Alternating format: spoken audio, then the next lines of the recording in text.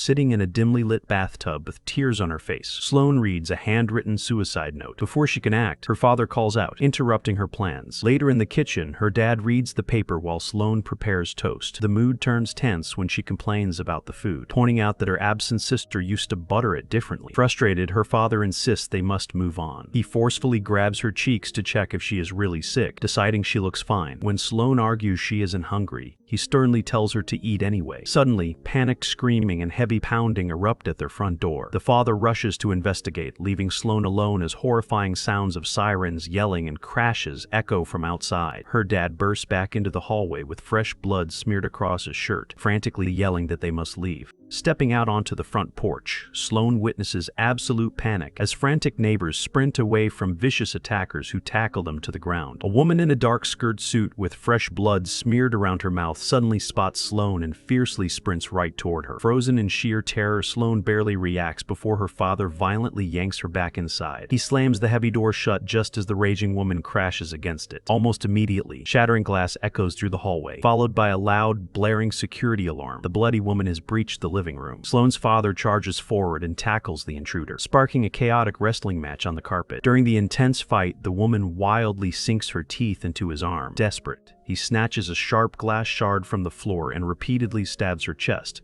but she keeps attacking. Finally, he drives the glass straight into her eye, killing her. Horrified by the gruesome aftermath, Sloane slowly backs away, bolts out the door, and sprints down the chaotic street to escape. The text "One day later" appears as teens sprint down an empty school hallway. A boy notes there is only one car left outside. The group cautiously enters a dark office, searching for keys. They spot a lifeless man with a bloody face on the floor before hearing guttural growling nearby. A boy unplugs a heavy beige desk phone and creeps forward. He spots a zombified man and violently bashes its head, splashing blood across a frosted glass window. Sloane and Reese watch the brutal scene in horror. After snatching the keys, the boy tells everyone to barricade the entrances. The group piles green chairs against the doors. Overwhelmed, Sloane retreats to a corner. Her hands are coated in blood as she pulls out a small cell phone. Reese approaches and asks if she got bitten. She admits she does not know. They then walk into the gymnasium, joining the others around a small portable radio. Carrie places a silver radio on the gym stage to hear a repeating broadcast advising citizens to stay put. Reese hugs a crying Sloane, triggering her memory of the previous day. In the flashback, a bloody zombie chases Sloane through a street.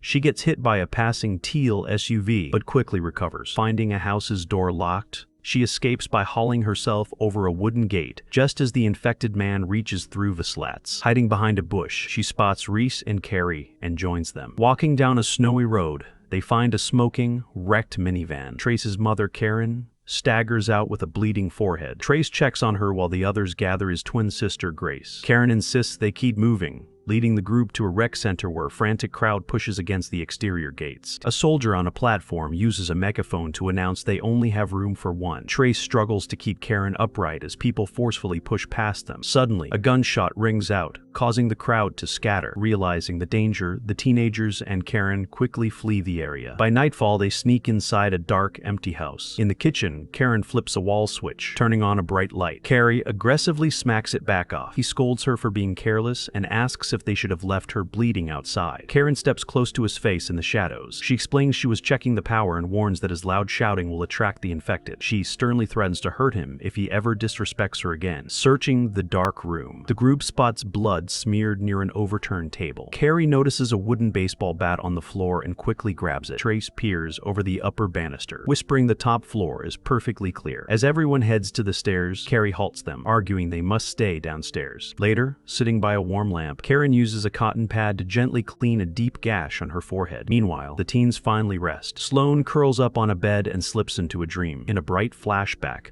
Lily shakes Sloane awake. Lily then sneaks cash from a wallet beside their sleeping father. While braiding her sister's hair, she calms a worried Sloane, promising they can easily take their dad's car without him noticing.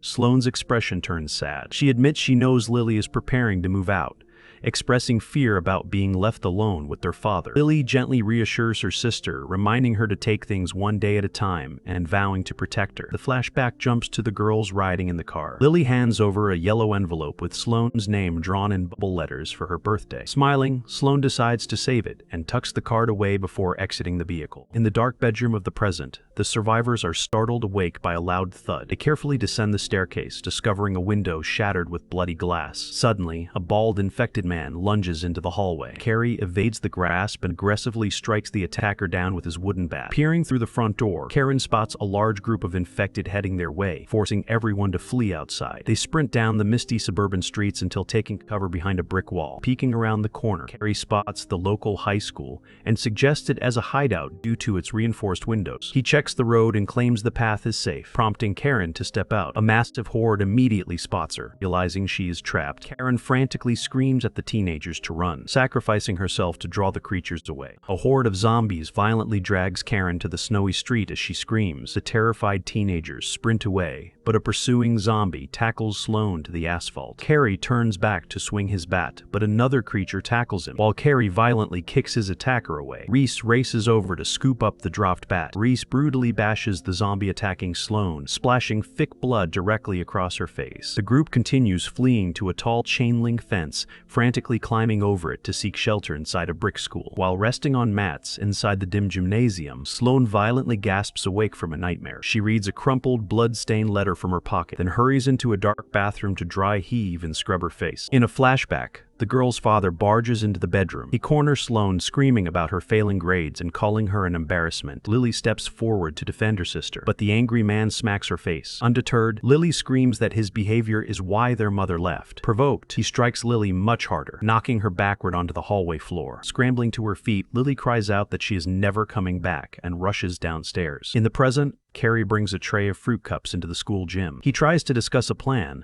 but Trace aggressively blames him for Karen's death. Trace violently shoves Carrie and punches his face. The boys wrestle on the floor until the others pull them apart. Overwhelmed, Sloane walks out and heads to the bathroom. Alone, she lifts her shirt, revealing large purple bruises across her arm and stomach. Soon, Grace walks in carrying clean clothes from the drama department. Standing near the sinks, Grace quietly asks what Sloane really saw outside. Sloane insists she only saw what everyone else did. Sloane sprints down the dimly lit school hallways until her legs give out. She drops to her hands and knees near the main entrance, peering through the glass doors. Outside in the thick fog, a massive horde of zombies is aggressively banging against the glass, desperate to break inside. She scrambles back to the gym to warn the group. The boys are already rushing around the room, realizing the undead are swarming every single door, forcing them to quickly build barricades. Once secured, the teenagers check the library window. They notice the area is completely clear of monsters, protected by a tall chain-link fence, making it the perfect emergency escape route. Later, sitting on a mat with her head in her hands, Sloane is overwhelmed by the constant thumping echoing inside the gym. She drags herself into a quiet locker hallway to rest on the floor. Reese quietly slides down next to her against the metal lockers, and they sit together, sadly wondering if their families managed to survive. A loud explosion shakes the hallway, sending dust falling from the ceiling. The teens scramble to the main entrance, where Trace and Carrie argue about opening the barricaded doors. Sloane rips a paper off the glass and watches the zombies walk away toward a distant fire. Later, they sit on the gym stage eating. Trace demands the keys to explore, and Reese and Sloane follow him. Inside a lounge, Trace grabs a liquor bottle from a cupboard. They return to the gym for a drinking game. It starts with light confessions, but the mood drops into sad silence when Trace mentions being in love and nobody takes a drink. While asleep on a gym mat, Sloane feels a hand stroke her face. She sits up, turning to find her father in the darkness with blood dripping from his mouth before he screams. Sloane jolts awake, panting. After grabbing a water bottle, she wanders into the dark corridor. She hears a noise and quickly turns, but the hallway is empty. Panicked, she hurries to wake her friends, warning them about an intruder. The group cautiously searches the area and opens a closet door, shocked to discover their teacher, Mr. Baxter, asleep on the floor with a handgun near his fingers. Sloane carefully slips the weapon away, causing Baxter to startle awake and frantically pat his sides. The teens escort him to the gym and hand him canned peaches. Baxter compliments their sturdy barricades, though when asked how he got inside, he claims he cannot remember. The group glares at him suspiciously as he warns the outside world is worse. With her arms crossed, Sloane demands to know why he watched her. Baxter defensively insists he wasn't stalking her and only investigated a strange noise. After Baxter asks for a shower, door, one of the boys guides him to the locker room. The remaining teens gather to discuss the weapon. Reese says they should only use it if strictly necessary, but Sloane firmly states she does not trust their teacher. In the locker room, the teen watches Baxter remove his sweater. Spotting something alarming on his skin, the boy sprints back to the gym. He announces Baxter is infected and snatches the gun to kill him. Reese argues they need better proof, starting a heated debate. Baxter suddenly enters with his hands raised, claiming he is clean. The teen aims the weapon and demands to see his arm. Panicking, Baxter bolts through the doors. The group chases him down the hallway and tackles him, knocking the gun loose. They pin him down and expose a gruesome bite mark on his arm. While the boys shout conflicting orders to shoot or wait, a terrified Baxter screams that he will leave. Standing near the glass entrance doors, a sweaty Baxter agrees to tell the teens the truth. He explains he was trying to reach the school and met another survivor on the road. The two men decided to team up. When they arrived, they discovered the building was completely surrounded by the infected, but they managed to find an open window to crawl through. Baxter went inside first, but the creatures grabbed his companion's legs, tearing at his flesh as the man screamed in agony. Desperate to help, Baxter reached through the frame to pull him in, but the panicked survivor bit him on the arm. Once they were safely indoors, Baxter saw the man's leg was mangled beyond repair. Knowing his friend would transform soon, Baxter beat him to death with a golf club. A guy in a blue hoodie then asks exactly which window they used. When Baxter answers it was in the boiler room, a dark-haired girl immediately calls him a liar. Convinced his story is fake, the angry students order him to leave at once. Carrie steps up to the glass doors. Suddenly, Baxter grabs his arm and viciously bites his flesh. The others pull Baxter away. With blood on his face, Baxter screams he is clean. Trace aims his weapon, and the group shoves Baxter outside. Trace immediately points his gun at Carrie, demanding they throw him out too, but the teens refuse. Grace leads Carrie into the infirmary. She pours hydrogen peroxide to clean the wound and wraps it with a bandage. She steps out and locks the wooden door. In the hallway, Reese hands Sloane her folded suicide note. He asks why she suddenly wants to live. Looking uncomfortable,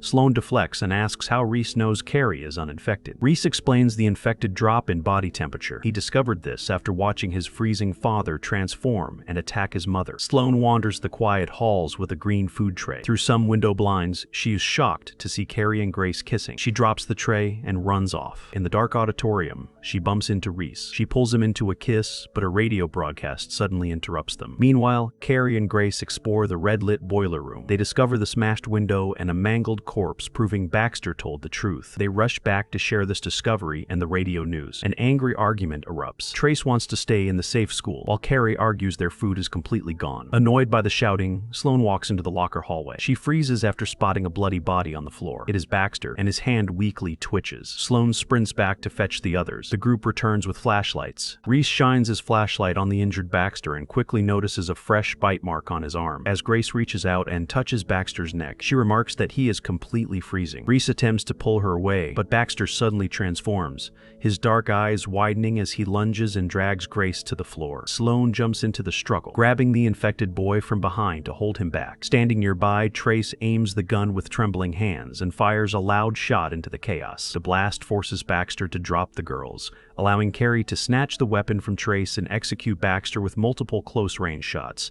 As the fight ends, Grace unbuttons her purple sweater to reveal a fatal bullet wound bleeding from her stomach. Trace drops to his knees in absolute horror, and Grace quickly dies in her weeping brother's arms. Sometime later in the darkened gym, Sloane approaches Carrie to discuss their hopeless situation. Without warning, a devastated Trace charges across the room and violently tackles Sloane to the ground. He beats her while screaming that she ruined his shot. Reese and Carrie rapidly intervene, dragging the furious Trace away, which prompts a shaken Sloane to leave the gym alone.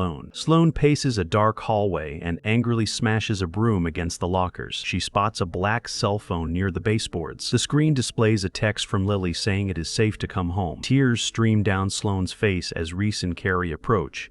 She hands over the device. Carrie points out the message is old, but Sloane frantically insists on leaving. Reese agrees to leave in the morning. At daylight, the teens pack backpacks inside the gym. Sloane then walks to a science lab, finding Trace seated beside Grace's covered body. He apologizes for everything. She forgives him and admits she would do the same for her sister. Trace thanks her, suddenly raises a handgun to his chin, and fires. Sloane steps back into the corridor, gripping the bloody weapon. The boys hear the loud blast and rush over to her. Grabbing some metal bats, the trio finally exits the building into the snow. The three teens carefully navigate a snowy street littered with motionless bodies. Suddenly, the corpses begin to rise. A bald zombie lunges at Reese, but he strikes it down with his metal bat. Sloane points her gun at another infected, only to realize it is completely empty. Panic sets in, and the trio sprints down the road. To create a diversion, Carrie strikes a yellow parked car, setting off its loud alarm. The noise successfully draws the horde, allowing the group to slip away. They eventually spot a brick house and tiptoe through the snowy yard to avoid waking more bodies. In the backyard, they find the sliding glass door locked. Carrie uses a crowbar to pry it open, instantly triggering a security alarm. He quickly smashes the wall keypad to silence it, and they shove an armchair against the door. In the dark living room, Sloane finds the owner lifeless on a couch, having taken his own life. Hearing infected gathering outside, Carrie volunteers to act as bait and promises to meet them later. He rushes out the front door, banging his bat against the railing. As the zombies chase him, Sloane and Reese safely sneak away. Sloane and Reese reach her street, only to spot infected lingering near the porch. To hide, the teens duck into a cramped space beneath a neighbor's wooden deck. They stay completely still as a zombie shuffles past, its legs visible through the lattice. Hours pass until the sun sets and the street finally empties. They sprint to Sloane's front door, but it won't open. Moving to the backyard, Sloane scales the exterior wall using a wooden trellis. Her foot slips, but she tightens her grip